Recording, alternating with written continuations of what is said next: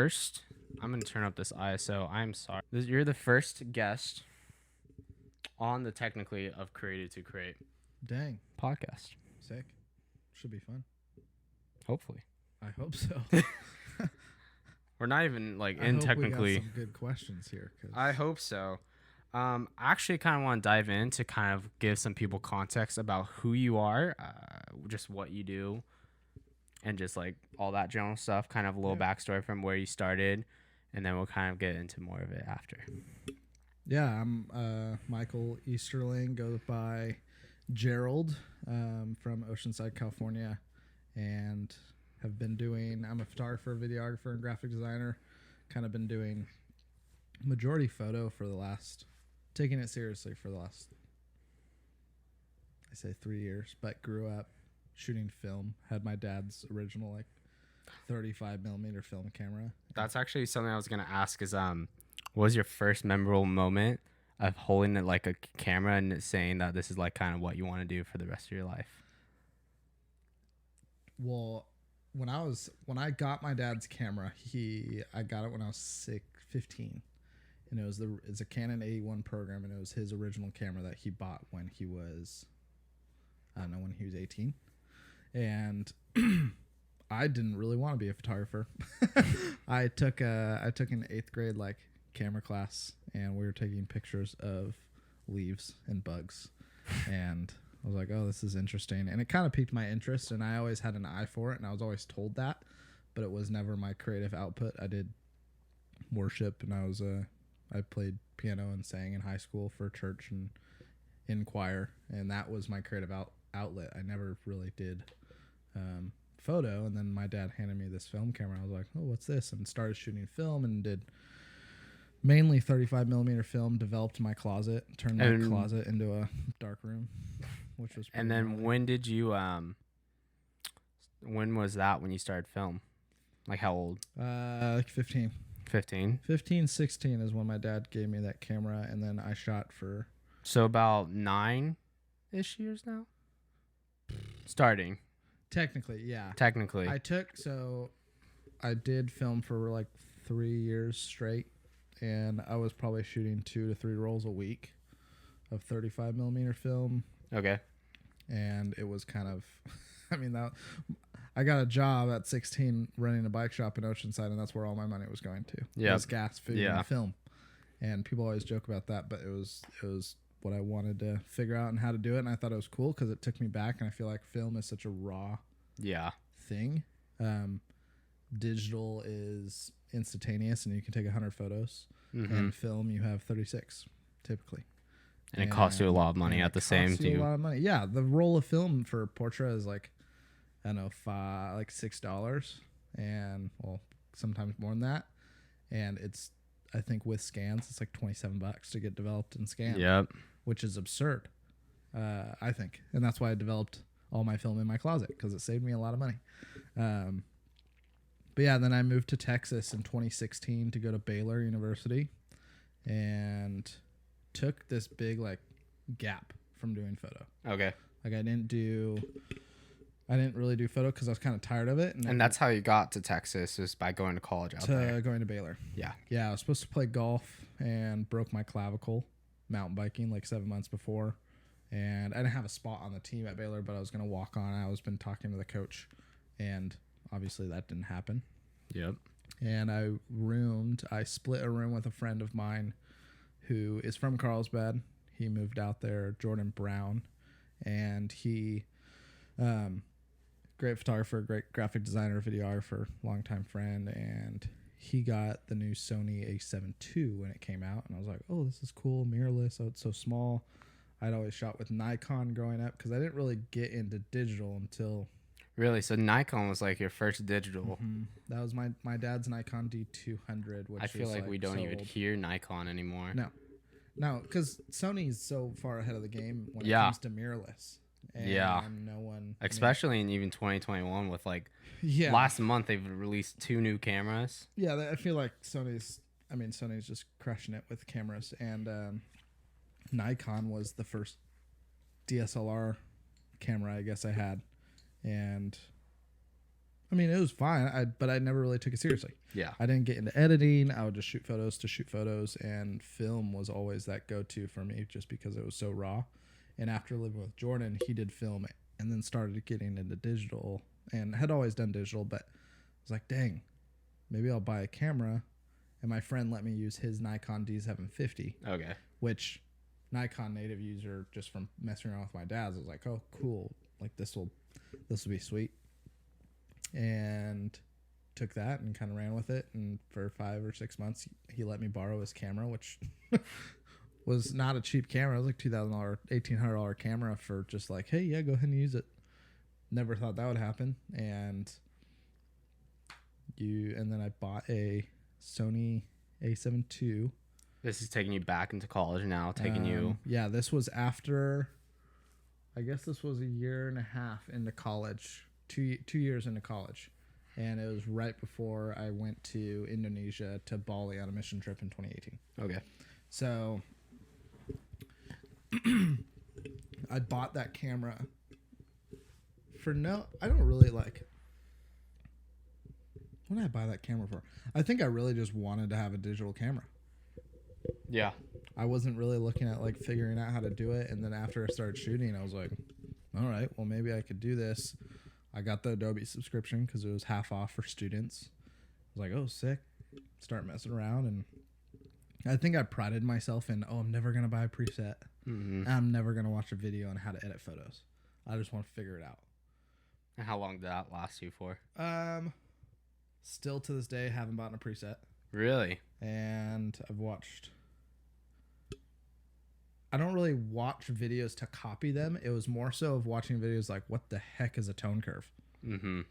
So it's like actually just like trying to learn. Yes, like actually not messing around, because when I was messing around with tone curve, I'm like, this looks horrible. And then after I watched a video, I would make minor adjustments and play with. And then probably a year ago, I started using red, green, and blue on the tone curve rather than just like your shadows, highlights, and blacks. And I was like, whoa, that can change a whole image just from doing that.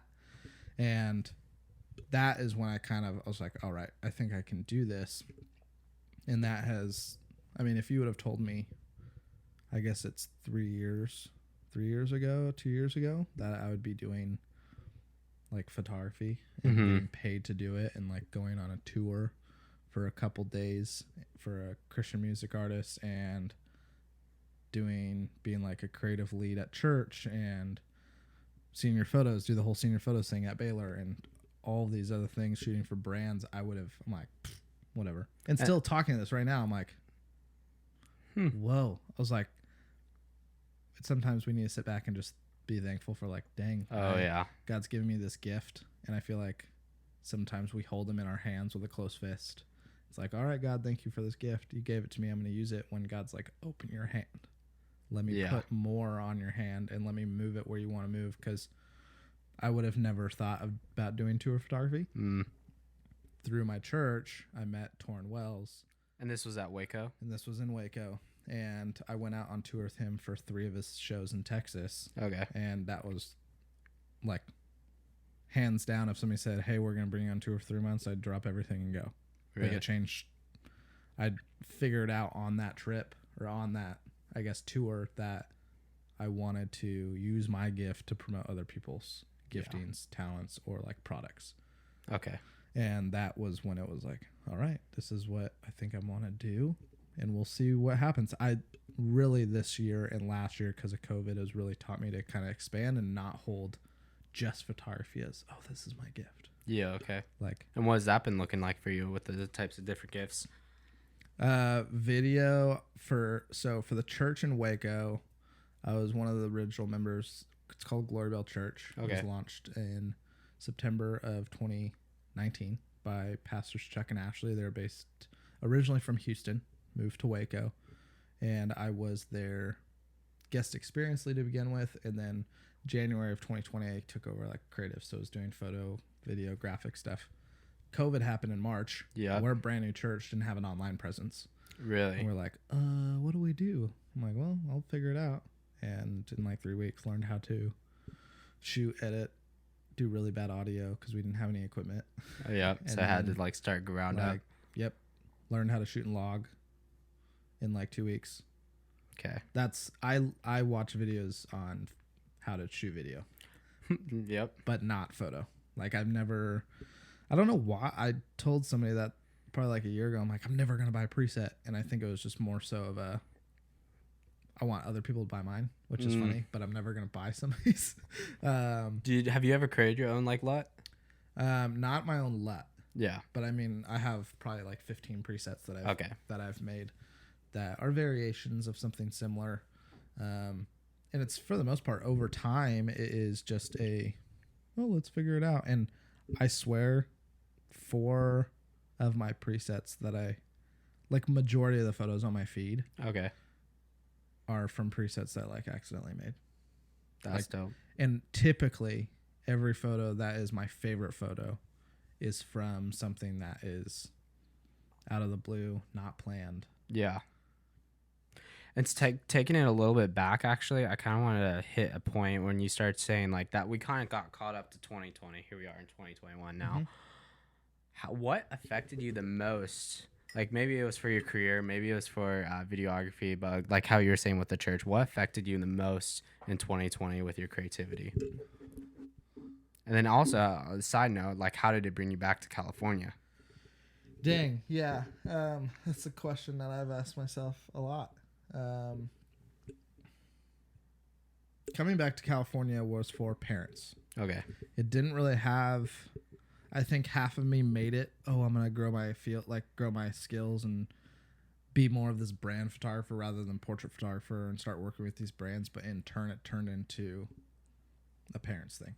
Parents got a divorce in March of last year, and that was something I'm like, all right, I need to move home. It's time for me to move back because I had no intention of moving back. Okay. I was in Texas for 4 years, which is wild to think about.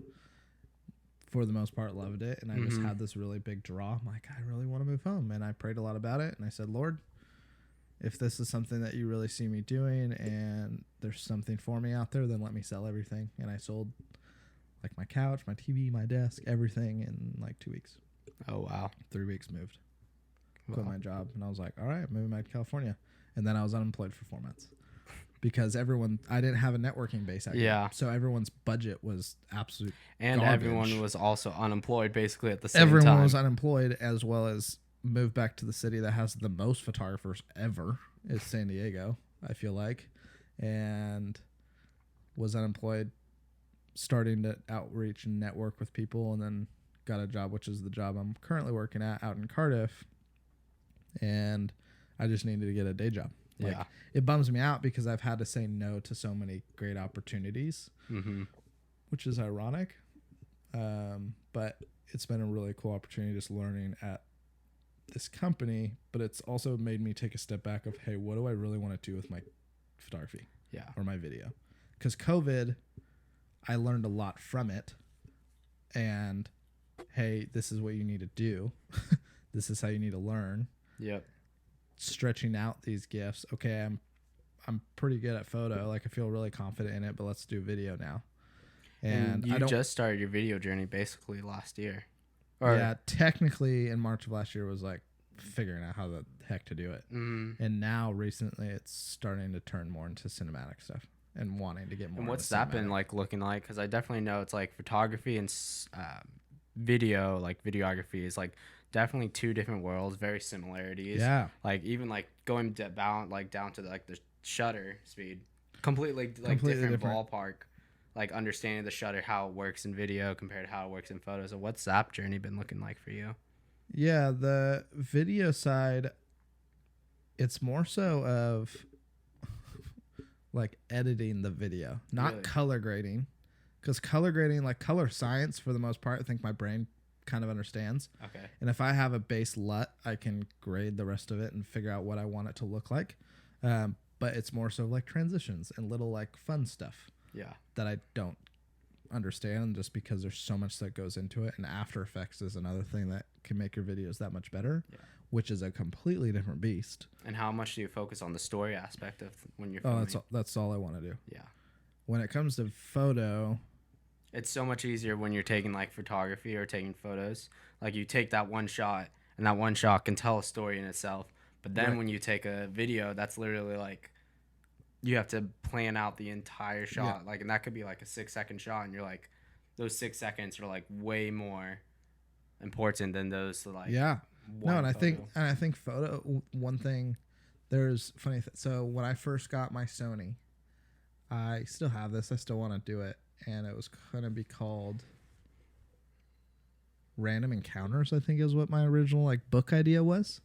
And when I literally had this camera for like 2 weeks, and I was in Encinitas, walking by Lofty Coffee, and there's this girl sitting on the brick wall. I was like, hey, can I take a picture of you?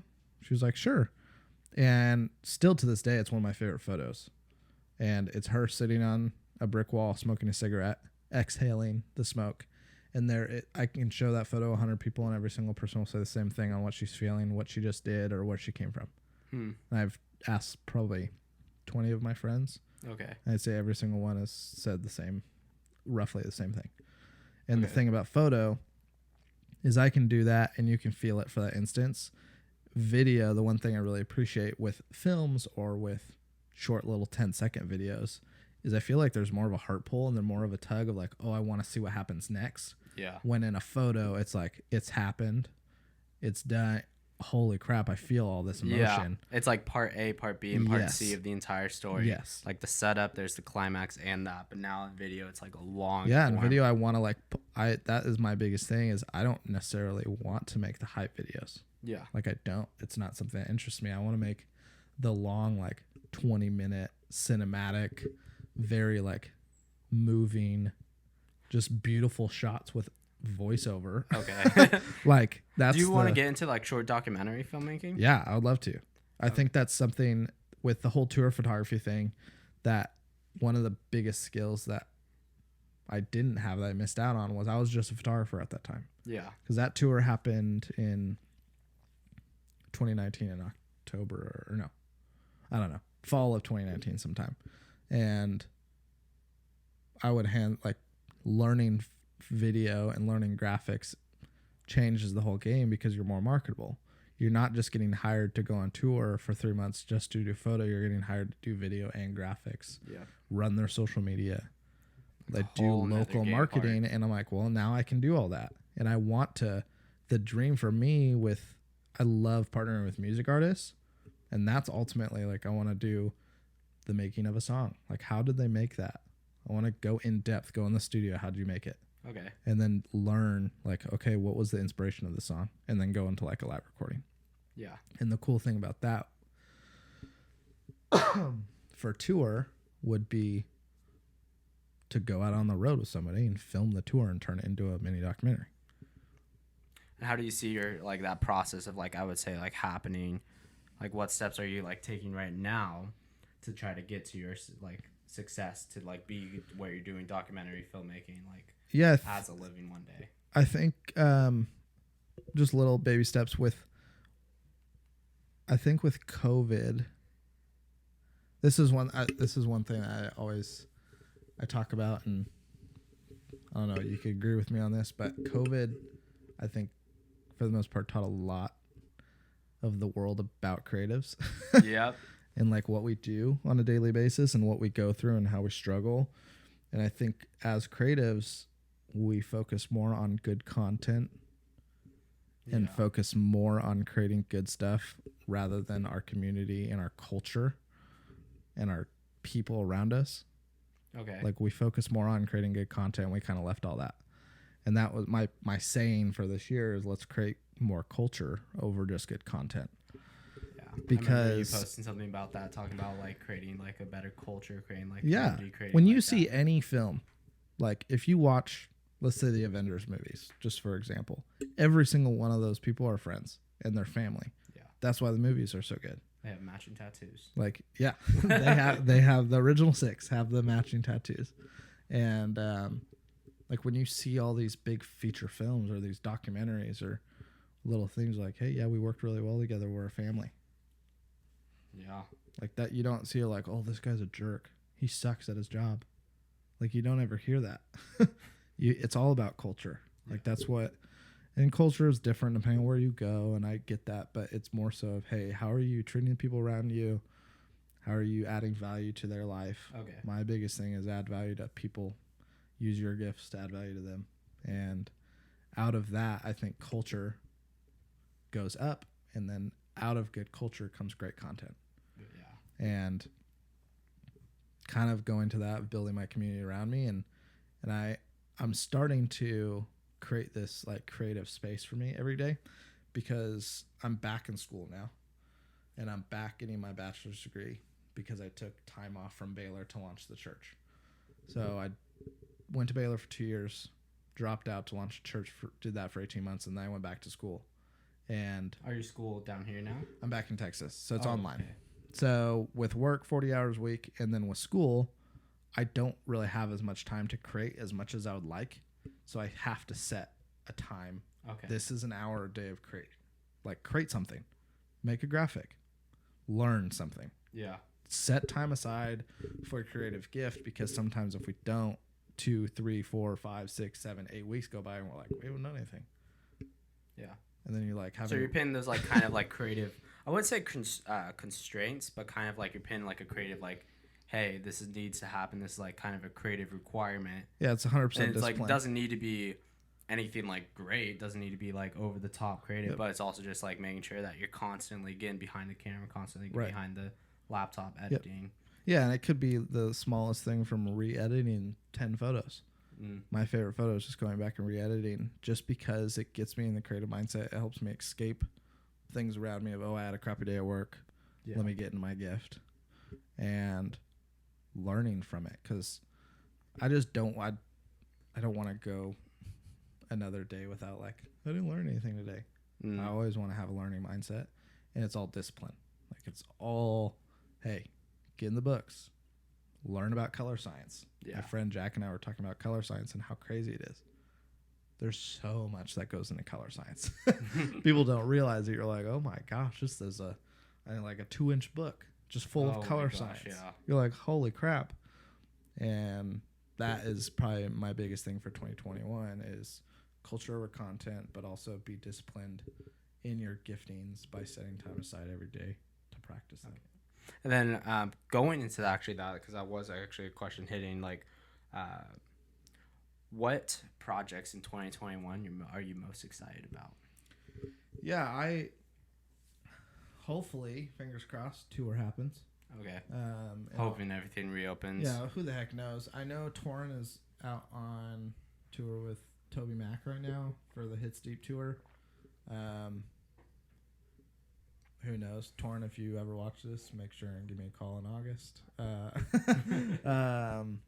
I loved I mean, the original tour was awesome. Like, it changed my perspective, and it was something I was like, holy crap, I would love to do this for the rest of my life, even though it is very difficult living on a bunk for 3 months. I can't imagine. Like, it's a lot of work. With other people, I'm assuming, yeah, there's too. 12 people on a bus. Oh, yeah. Like, and you're living on a bunk, and it's people could start butting heads. like people will start butting heads, and you're a band and you're a family, but it's more so just like you're traveling for 3 months straight on a bus. Yeah, it's a lot. It's not like arguments, but it's more like, yo, did you just take my underwear? Like, not even that. Yeah, just literally smallest things, huh? Yeah, like you're just I mean, it's just small spaces. Everyone knows. Like, you go on vacation with your family for a week, and you're like, I'm gonna murder this person. You're like, I love you guys, but gosh dang it, Jake, I can't believe you did that again. You're like, literally, we've known each other for our whole lives, and I hate you. You're like, sorry, I dislike you a lot. But yeah, so tour, hopefully, fingers crossed, tour happens. That would be sweet. But dude, in reality, I really just want to, as I said earlier, like, I really mean this, use my gifts to promote other people's, and that is working with music artists to create those videos of them in the studio or them creating music, writing music. I'm a part of this really cool thing called Beach Chapel Sessions, and we hold worship nights on the end of the pier once a month. And the end goal of that is to have every pier in California once a month have a worship night. and it's a collaboration of creatives. So photo, video, graphic designers, music artists, and we all come together and worship the Lord on the end of a pier. We started with like 15 people, and then I think our last one was like 400. Oh my! Which is crazy. And the more and more this year goes on, and last year it's like, all right, my space is with artists. Okay. Like that's what I really would love to do, but it's also my other side of me is I do like product, like because I find a lot of value in other people adding value to me. And if I can do that to them, like Ashland Hard Seltzer is a local company in Cardiff. Yeah. And I'm doing some work for them right now and taking photos. And I told them, I was like, I don't really care if you post my name or like who I am, because that's not what it's about. Like I'm not necessarily out here building my personal brand. If my personal brand is going to grow, it's going to grow. Yeah. Like not because of 15 people tagged me today. Because Instagram's algorithm sucks. Yep. I was actually just talking to someone recently how Instagram's algorithm, or just how Instagram works, kills creativity. 100%. It's like what does well on Instagram, what like the algorithm wants is like literally photos that are like so unrelated to like life and 100%. community. Like it's organic marketing is out the roof, and they don't care about good content, and that's what COVID did. Yeah. And imagine like you go on a trip to like some crazy place. You're not taking photos of friends. You're not taking photos of family, the food you ate, like the places you saw. You're just taking photos of like the waterfall. Yeah. Like the cool drone shot, like the Boehner shots that do good on Instagram. Because that's what it's all about, the hype and being a part of this. Ooh, I got 1 million subscribers. And dude, freaking success in the creative world isn't about how good you are anymore, and it sucks. And I think what's also interesting though is like when you do talk about a lot, like I feel like definitely photographers and videographers in the creative world who like sure become an influence. Like for example, Peter McKinnon, huge name, but I bet if he like didn't have the 1 million subscribers, he'd still be posting the same stuff because he loves to do it. Yeah, and that was my thing is it really shows through your like how much you love your craft. And that is something that through end of last year, I kind of got burnt out a little bit. And I feel like a lot of creatives did, because we had to produce so much, because we knew people were going to sit on their couch and look at their phones. And I think there was this big rise of great content. And then there's this dip of not anything, which I knew I was a case of that, because I was doing church stuff for 4 months because the pandemic happened. And then I went to like this plateau of like, I'm not producing anything. And then everything started going back up, and now there's content coming out. I'm like, what the heck is going on? Yeah. Like this content is crazy. And it's great, but there's so much of it now. Yep.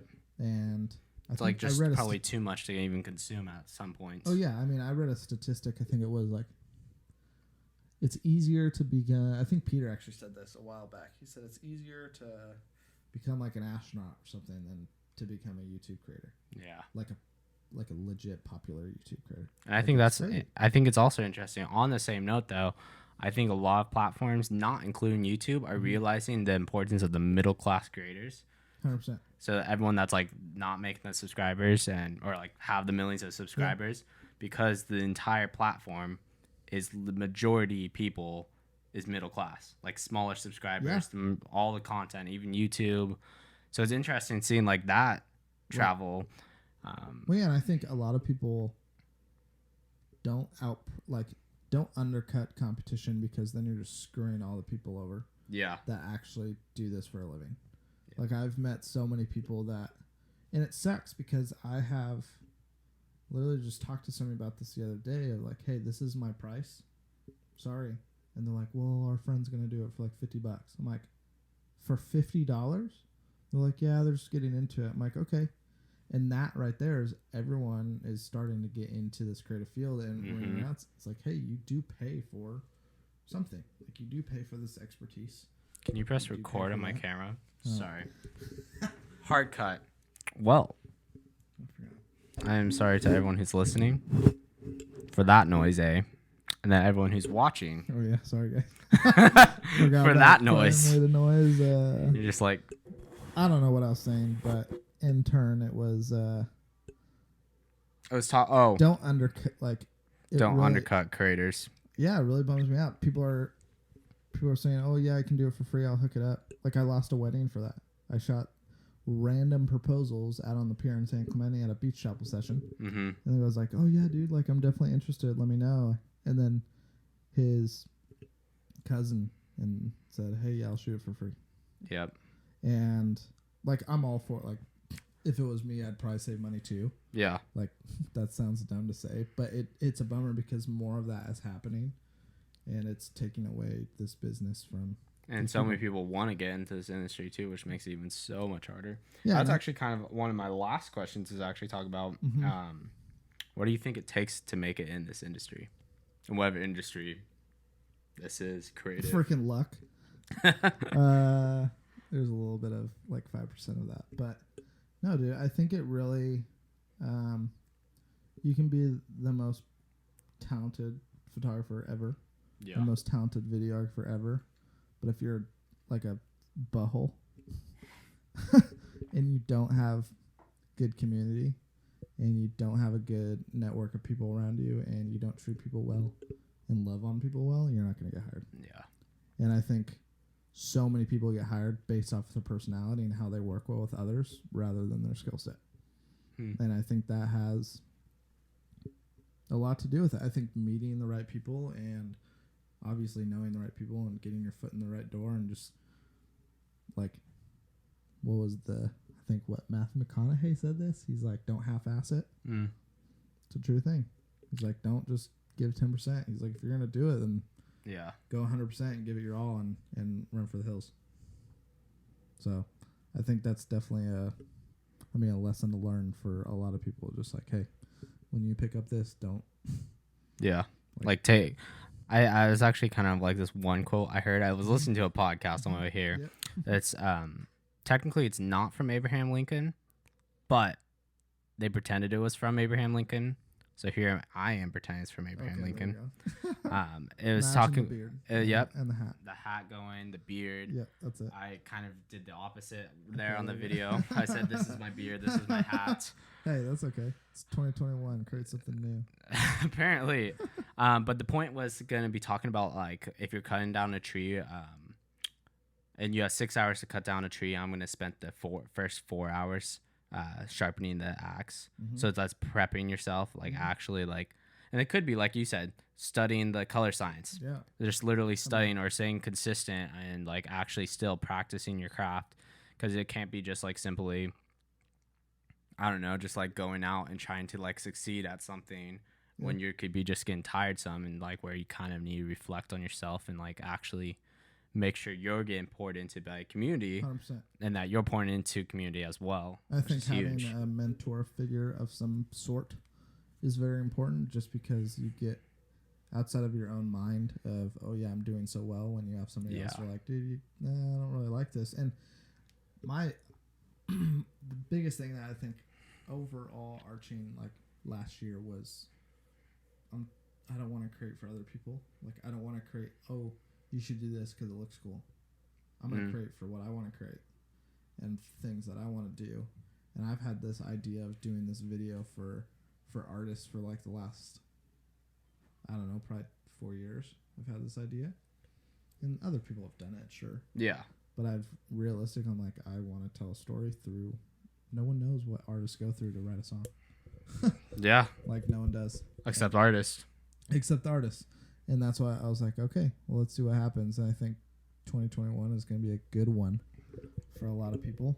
And I think in the end, it's like stay disciplined, learn something new every day, and kind of wake up with thankfulness. Just being like, all right, Lord, thanks for this gift, because it ain't mine. Yeah. You can take it away, and here's my hand opened with it sitting right there. Use it the way you want to use it. So cool. Glory to God. Roll that outro.